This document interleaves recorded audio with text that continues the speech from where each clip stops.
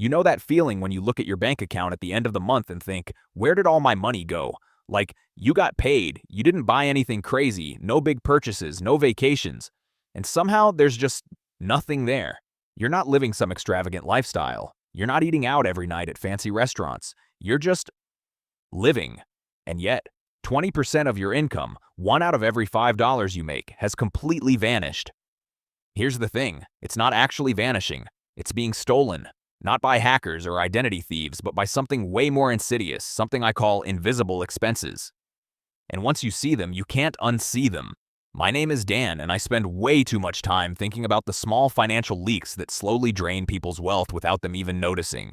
If you're someone who makes decent money but constantly feels like you should have more saved by now, or if you've ever wondered why your bank account doesn't reflect the fact that you're being responsible with money, make sure to hit that subscribe button and give this video a thumbs up if this helps you out. So let's talk about this 20% number, because I didn't just pull that out of thin air.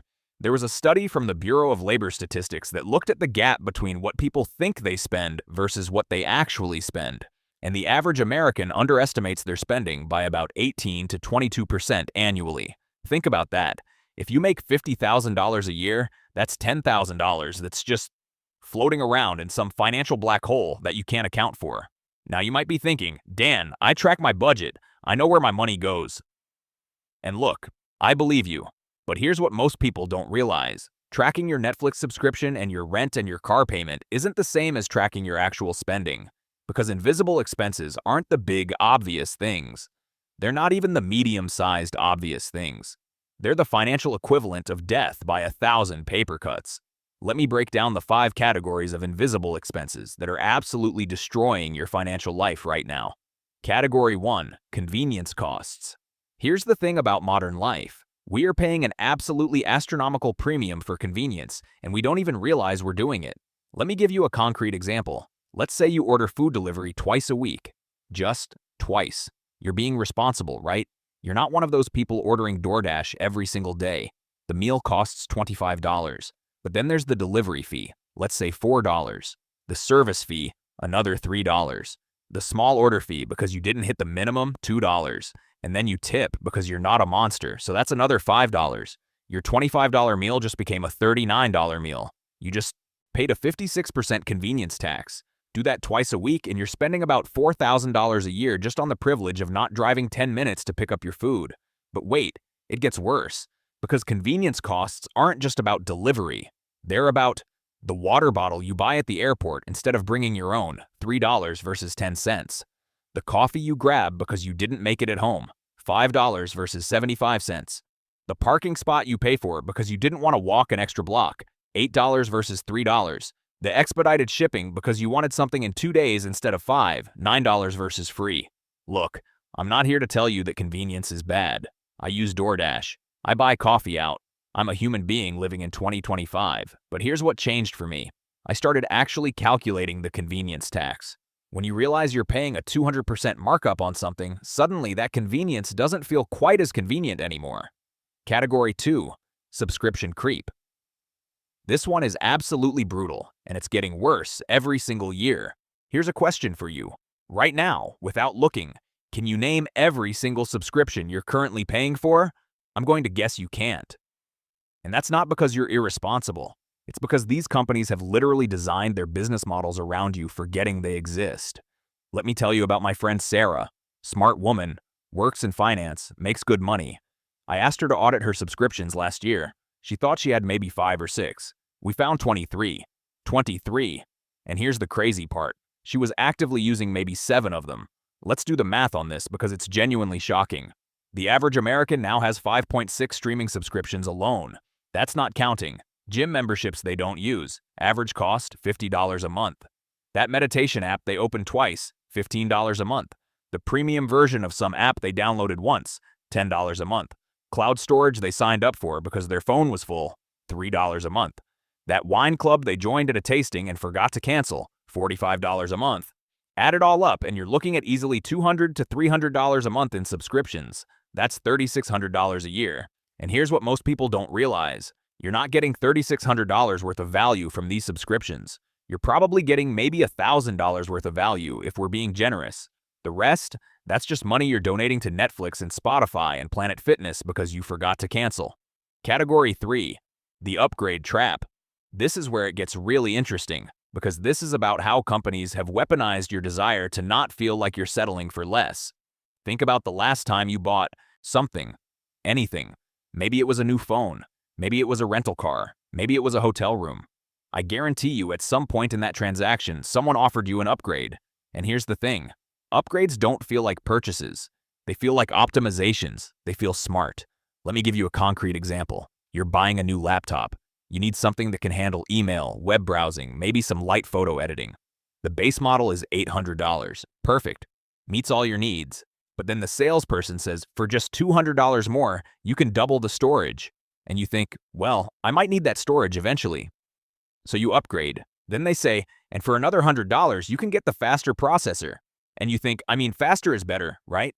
So you upgrade again. Then they say, and for just $75 more, you can get the better warranty. And you think, I should probably protect my investment. So you upgrade one more time. Your $800 laptop is now $1,275. You just spent an extra $475 on features you probably won't use and protection you probably won't need. That's a 59% markup on your original purchase. Now multiply this across every single purchase you make.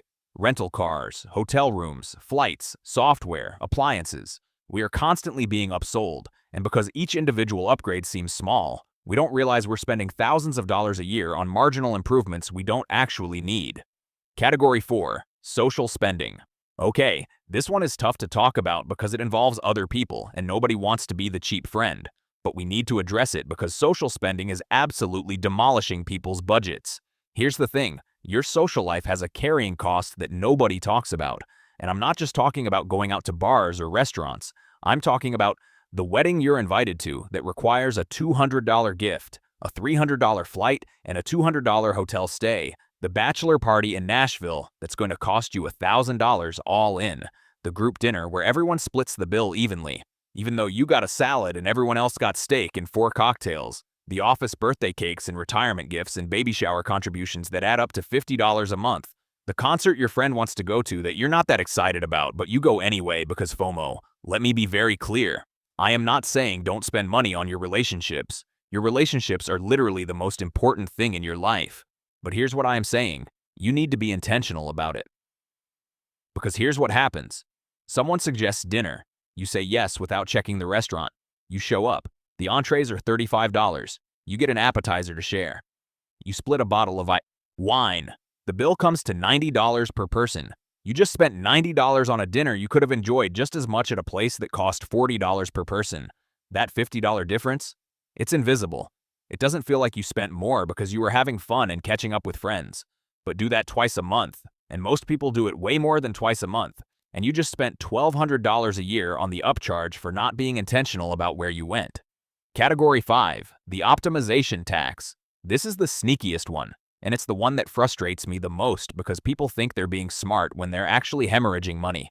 Here's what I mean. We live in this culture now where everyone is trying to optimize everything. We're optimizing our productivity. We're optimizing our health. We're optimizing our morning routines. And there's an entire industry of people selling us tools and courses and supplements and gadgets that promise to make us just a little bit better. Let me paint you a picture. You decide you want to get in shape. Great goal. Totally support it. But instead of just going for a run, which is free, you buy running shoes that cost $140. You need the good ones. Buy workout clothes that cost another $100. You need to look the part. Sign up for a gym membership at $50 a month, even though you could work out at home.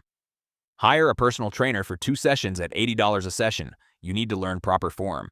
Buy a fitness tracker for $200. You need to track your progress. Subscribe to a meal planning app at $15 a month. You need to eat clean. You just spent $700 to start running, something you could have done for free. And look, I get it. Some of these things add value. But here's what most people don't realize. The optimization tax is mostly about making you feel like you're the kind of person who has their life together. It's not actually about the results. I see this everywhere. People buying productivity courses when they just need to put their phone away. People buying expensive supplements when they just need to eat more vegetables. People buying organizational systems when they just need to own less stuff. The optimization tax probably costs the average person $1,500 to $2,000 a year. And the worst part? Most of these optimizations don't actually work because the problem was never that you didn't have the right tool. The problem was that you didn't build the habit. Now, here's where we need to talk about why this is happening. Because invisible expenses aren't just about bad math, they're about psychology. There's this concept in behavioral economics called mental accounting. Basically, we treat money differently depending on how we categorize it.